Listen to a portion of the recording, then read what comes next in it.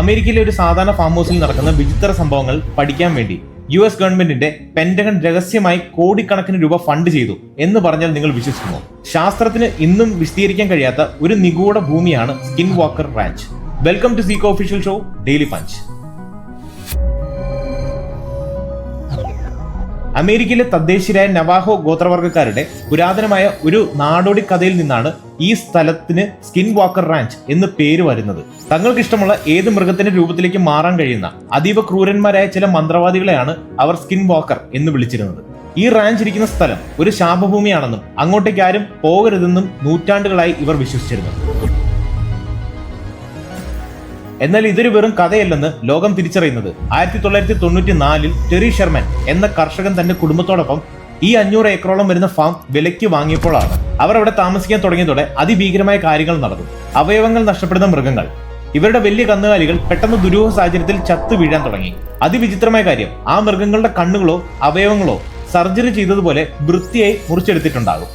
അവിടെ ഒരു തുള്ളി ചോര പോലും വീണിട്ടുണ്ടാവില്ല. ചുറ്റും ആരുടെയും കാൽപ്പാടുകളും കാണില്ല. നമ്മുടെ നാട്ടിൽ റബ്ബർ തോട്ടങ്ങളിലോ പാടങ്ങളിലോ മൃഗങ്ങളെ കടുവ പിടിക്കുന്ന പോലെയല്ലേ ഇത്? തികച്ചും സയൻസ് ഫിക്ഷൻ സിനിമകളിലെ പോലെയായിരുന്നു. ബുള്ളറ്റ് പ്രൂഫ് ചെന്നായ്ക്കൾ. ഒരിക്കൽ ഇവരുടെ ഫാമിന് മുന്നിൽ ഒരു ഭീമാകാരനായ ചെന്നായ വന്നു. ടെറി ഷെർമൻ തന്റെ തോക്കെടുത്ത് അതിനെ വെടിവെച്ചു. ഒന്നല്ല പലതവണ. എന്നിട്ടും ആ ജീവിക്ക് ഒന്നും സംഭവിച്ചില്ല. അത് പരിക്കേൽക്കാതെ പതിയെ നടന്നുപോയി. സഹികെട്ട് ഷെർമൻ കുടുംബം ഈ റാഞ്ച് റോബർട്ട് ബിഗ്ലോ എന്ന കോടീശ്വരനെ ഒരു ബഹിരാകാശ ശാസ്ത്രജ്ഞന് വിറ്റു.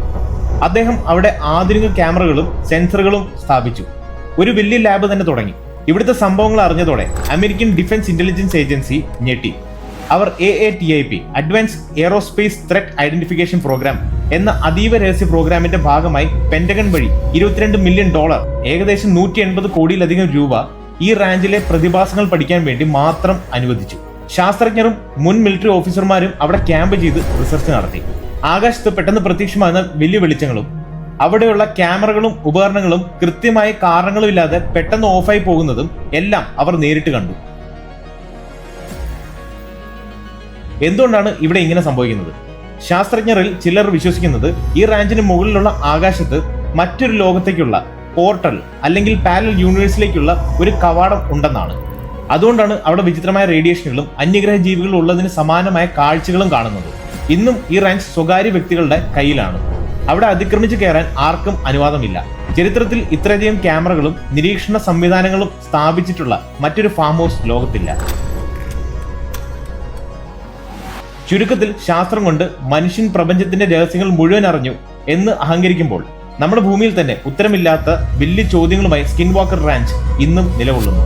ഈ റാഞ്ചിൽ നടക്കുന്ന കാര്യങ്ങൾക്ക് പിന്നിൽ അന്യഗ്രഹ ജീവികളാണോ അതോ ഭൂമിയുടെ തന്നെ ചില നിഗൂഢ പ്രതിഭാസങ്ങളാണോ? നിങ്ങളുടെ ചിന്തകൾ താഴെ കമന്റ് ചെയ്യൂ. അപ്പോൾ നെക്സ്റ്റ് വീഡിയോയിൽ കാണാം മറ്റൊരു ഡെയിലി പഞ്ചുമായി.